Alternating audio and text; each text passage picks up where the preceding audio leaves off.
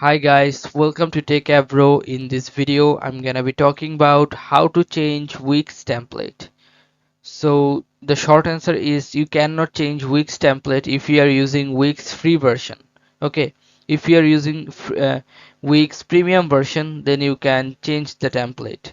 I'm using currently Wix free version, that's why I cannot show you, but I can show you the way how you can do this if you are using with Wix premium version. Okay, so let's go to the Wix dashboard first. After that, you can see here a drop down menu beside your picture or profile icon. Click on this. Now go to account settings. In account settings, you have to just click on this domain option. Then it will be like this picture. You have domains. Now you have to click on this three dot here.